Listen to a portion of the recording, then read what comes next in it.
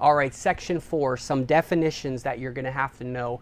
Morals. We're going to talk about moral relativism, but what are morals? Okay, morals are things that you should do, what you ought to do, good versus evil, things you should do and things you shouldn't do, okay? How did those come about? God. But anyway, so what is moral relativism? Moral relativism is the belief that truth and knowledge and morals all exist and all are relative to particular cultures, particular societies, or historical contexts, and that there is no absolute truth, okay? So moral relativists, again, are contrary to a believer in Jesus who says that there's an absolute creator and he has absolute truth.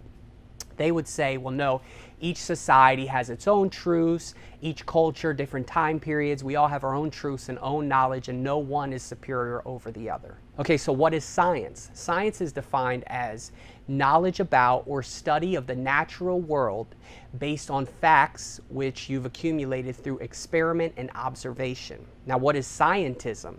Scientism, okay, is like a religion, okay? These are people who believe only in that all truth can only be determined or known through science or through experiment, through observation. This is the only way that you can actually determine something is true. And there is no truth outside of what we can see or observe. Okay, so what is philosophy? Philosophy is the study of the fundamental nature of knowledge, reality, and existence, especially when seen as an academic discipline. So knowledge, existence, reality, all truth wrapped within that is the study of philosophy. Okay, the next thing I want to talk about is philosophical presuppositions. Okay, that's a big 10-cent word. It exists in epistemology, which is another big word. Epistemology just means how we know things, the study of how we know things, okay?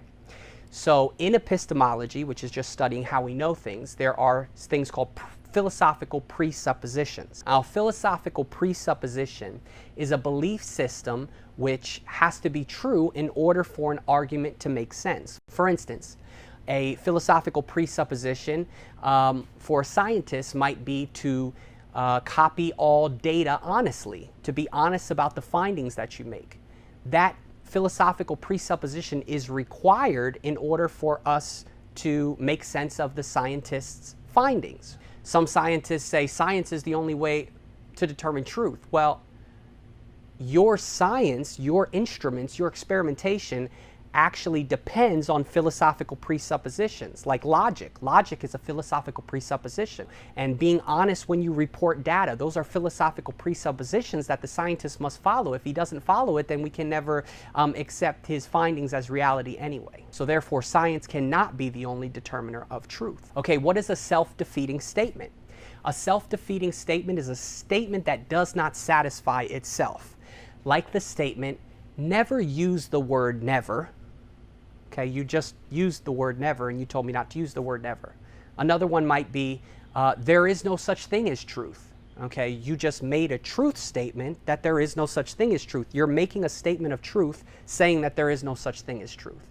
Those are self-defeating statements. And as you go along in the course, you're going to come across a few of these. So you want to take note of that.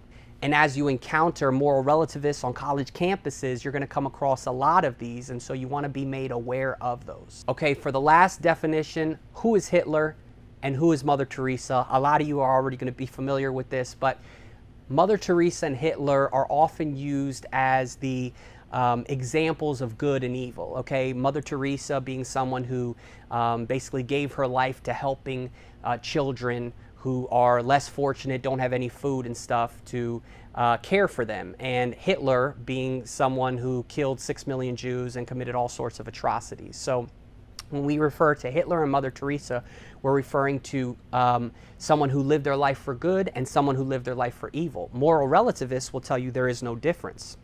There is no good, there is no evil. We're all the same.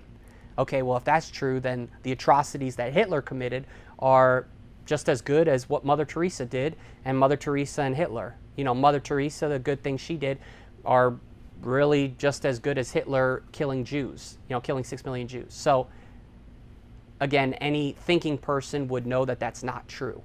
So That is Hitler and Mother Teresa.